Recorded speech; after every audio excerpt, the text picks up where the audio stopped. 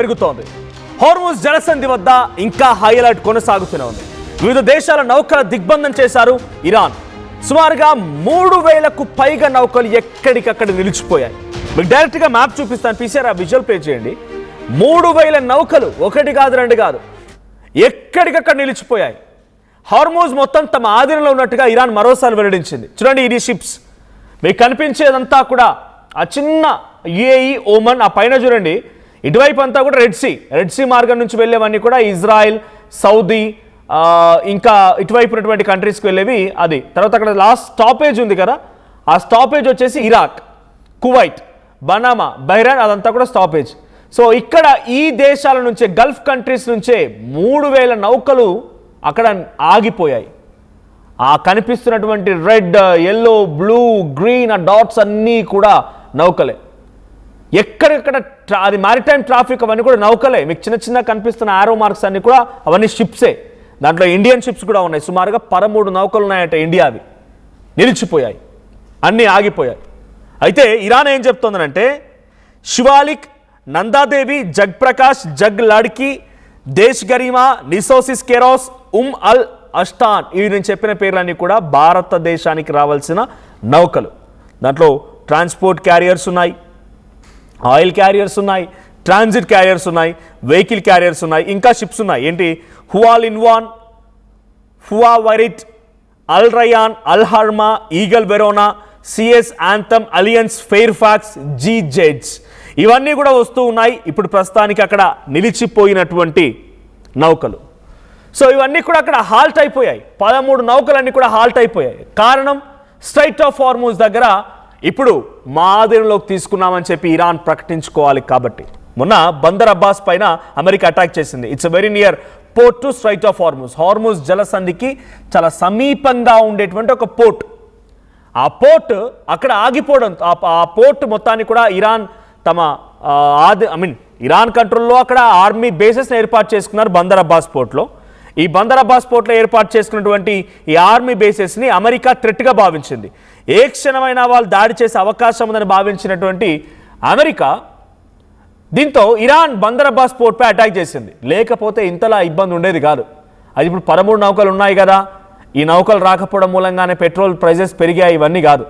Iran ఏం చెప్తుందనంటే Indian షిప్స్కి డెఫినెట్గా clearance ఇస్తాం మేము, బట్ ఇట్ టేక్స్ టైం. ఒకేసారి అన్ని రావాలంటే కుదరదు, కొన్ని దేశాలు అడ్డుకోవాలి, మేము క్రాస్ చెక్ చేసుకొని వెరిఫై చేస్తూ పంపించాలి. కాబట్టి మీరు డెఫినెట్గా క్యూలో ఉండండి, మేము పంపిస్తాం మిమ్మల్ని.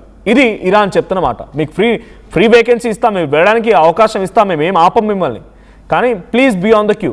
ఎలా టోల్ గేట్ దగ్గరికి అన్ని వెహికల్స్ వచ్చాయి, మీకు పోలీస్ స్టిక్కరింగ్గా ఉండొచ్చు, లేకపోతే ఇంకేదైనా గవర్నమెంట్ అథారిటీ ఉండొచ్చు. మీరు ఆ టోల్ గేట్ దాటాలంటే మీ టైం రావాలంతే.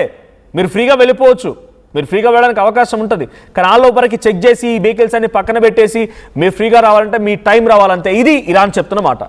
నౌకలో సుమారుగా 20,000 మంది సిబ్బంది ఉన్నారు 13 నౌకల్లో. భారత నౌకల్ని హార్మూజ్ దాటించేందుకు ఇరాన్ పర్మిషన్ ఇస్తున్నట్టుగా ప్రకటించి, కానీ కొంత టైం, ఇప్పుడు శాంతి ఒప్పందం కూడా కుదుర్చుకోవడానికి 2 నెలలుగా అమెరికా, ఇరాన్ మరి చర్చలు జరుగుతూనే ఉన్నాయి. ఇంకో 2 నెలల పాటుగా జరిగే అవకాశం కూడా ఉంది. కానీ ఈ చర్చలు కొలికొస్తాయా? ఏమైనా ఉపయోగం ఉన్నాయా? ఓవైపు ఇరాన్ మొత్తం సరెండర్ అవడానికి సిద్ధమైపోయినామని చెప్తుంది. న్యూట్రలైజ్ చేయడానికి యురేనియం రిజర్వ్స్ని కూడా, న్యూక్లియర్ వెపన్ కూడా లేకుండా న్యూట్రలైజ్ చేయడానికి మేము సిద్ధమైపోయామని చెప్పి ఇరాన్ చెప్తుంది. ఇరాన్ ఆ రకంగా ఒప్పుకున్నప్పటికీ, రెజ్మీ చేంజ్ ఒప్పుకున్నప్పటికీ, వాళ్ళన్నీ ఒప్పేసుకుంటున్నారు. ఒకే ఒక్కటి మాత్రం 100% వాళ్ళకి కావాలి అష్యూరెన్స్ ఏంటంటే ఇరాన్ ఇంటర్నల్ ఇష్యూస్లో అమెరికా ప్రమేయం ఉండకూడదు. అంటే ఇరాన్లో ఏదైనా యుద్ధం జరిగిందనుకోండి, ఇంటర్నల్గా వాళ్ళు తేల్చుకుంటారు. ఇరాన్లో ఏదైనా ఆర్థిక స్థితిగతులు మెరుగుపరచుకోవడానికి సహాయం చేస్తే చేయాలి, కానీ మీరు మా ఇంటర్నల్ ఇష్యూస్లో మాత్రం మీ వేలు పెట్టకూడదు అనేది ఇరాన్ అమెరికా దగ్గర పెట్టిన పెద్ద కండిషన్. అమెరికా ఇదే ఒప్పుకోవడం లేదు. మీ రాజును కూడా నేను నిర్ణయిస్తా అంటోంది డొనాల్డ్ ట్రంప్.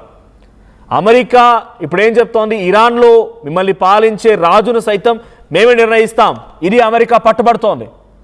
పక్క దేశాల రాజును నిర్ణయించడానికి ప్రపంచ నాయకుడువా, లేకపోతే ఇక్కడ ఊడిపడ్డ వ్యక్తివా, కొత్త గ్రహం నుంచి వచ్చిన వ్యక్తివా? కాదు కదా.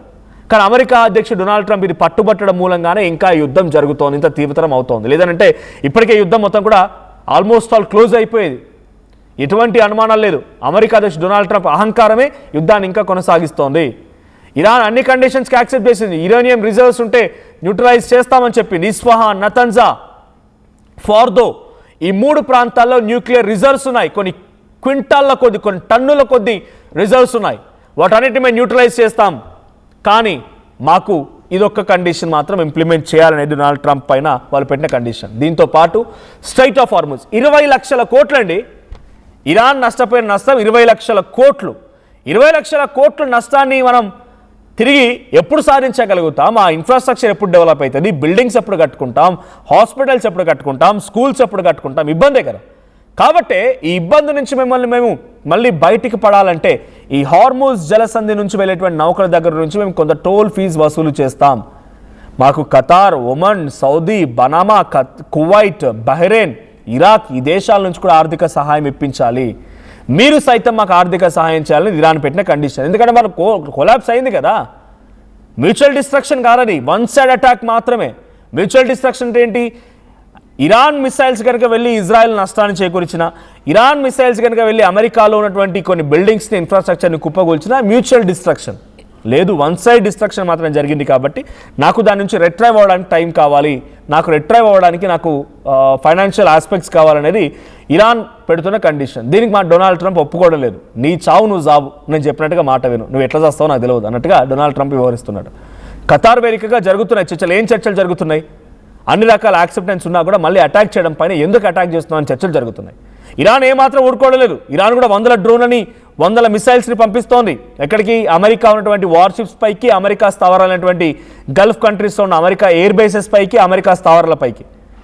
అమెరికా కూడా తీవ్రంగా నష్టపోతుంది. ఫైనాన్షియల్గా అమెరికా కూడా ఇబ్బందులు పడుతోంది. కానీ ఈ యుద్ధంలో అమెరికాకు ప్రమేయం ఏంటి? ఈ యుద్ధంలో అమెరికాకు అవసరం ఏముంది? ఇరాన్ ఇజ్రాయెల్ మధ్య యుద్ధం అనుకోండి. ఇజ్రాయెల్ కూడా ఇరాన్పై అటాక్ చేయడానికి కారణం ఏంటంటే ఇజ్రాయెల్ దగ్గర ఉన్నటువంటి Gaza strip, Hamas, Hezbollah, Lebanon, Syria ఈ దేశాల నుంచి వచ్చేటువంటి కొంతమంది మిలిటెంట్ గ్రూప్స్ ఇజ్రాయెల్ని ఇబ్బంది పెడుతున్నాయి. కాబట్టి ఆ మిలిటెంట్ గ్రూప్స్కి సహాయం చేస్తూ ఉంది ఇరాన్. అందుకే ఇరాన్ యుద్ధంగా మారింది.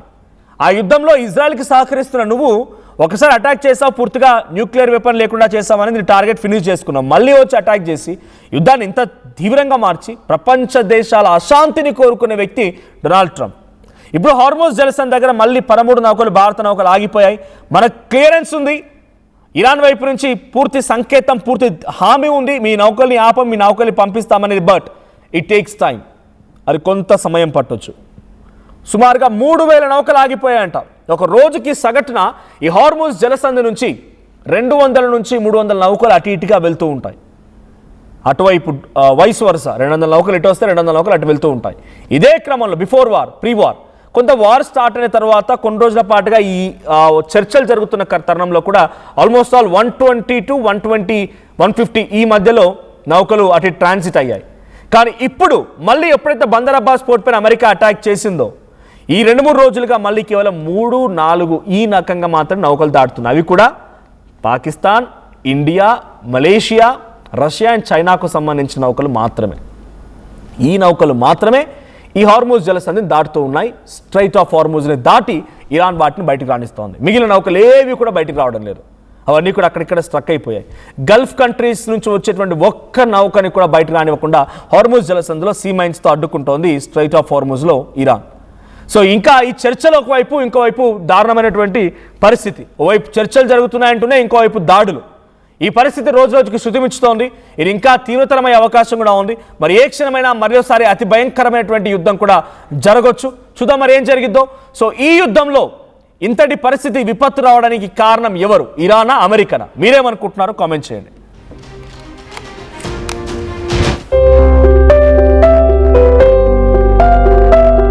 చిన్న చిన్న ఆనందాలు 35 ఏళ్లుగా నా జీవితంలో లేవు.